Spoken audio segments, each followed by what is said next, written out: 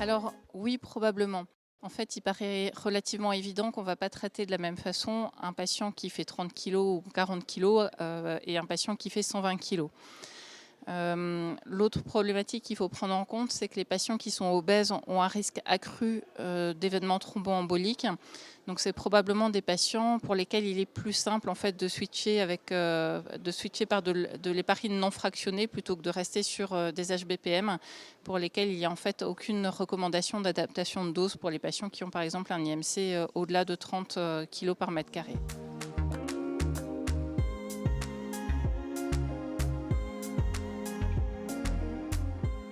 Alors oui, pareil, probablement, je pense que c'est beaucoup plus simple en fait de manier la chaîne F chez ces patients-là. Il ne faut pas oublier qu'un patient qui est en état de choc sévère, c'est un patient qui va être particulièrement à risque de défaillance d'organes, donc d'insuffisance rénale, d'insuffisance hépatocellulaire avec les troubles de la coagulation qui vont avec, de coagulopathie par exemple de CIVD.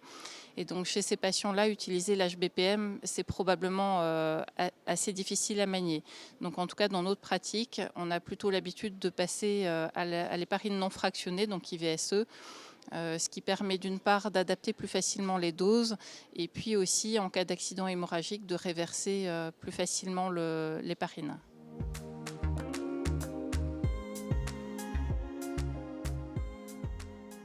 La place de la contrepression pneumatique intermittente est probablement limitée justement aux patients qui ont une contre-indication formelle à l'anticoagulation curative. Il y a un grand essai randomisé contrôlé qui est l'essai Prévente, qui avait comparé l'effet de la contrepression pneumatique intermittente ajoutée à une thromboprophylaxie standard et qui en fait a montré qu'il n'y avait aucun intérêt à rajouter la contrepression intermittente chez les patients de réanimation. Donc à l'heure actuelle, les recommandations européennes ne préconisent les contrepressions pneumatiques intermittentes qu'en cas de contre-indication formelle à l'anticoagulation ou alors en plus de la thromboprophylaxie médicamenteuse chez les patients qui sont à très haut risque d'événements thromboemboliques.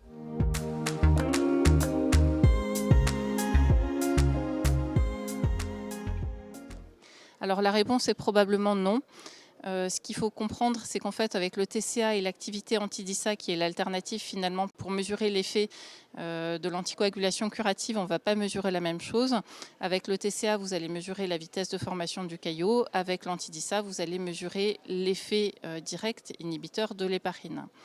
Donc en fait, ce qu'il faut connaître, ce sont les principales limites de ces différents tests, et notamment le TCA, on a une grande variabilité inter et intra-individuelle, surtout chez les patients de réanimation.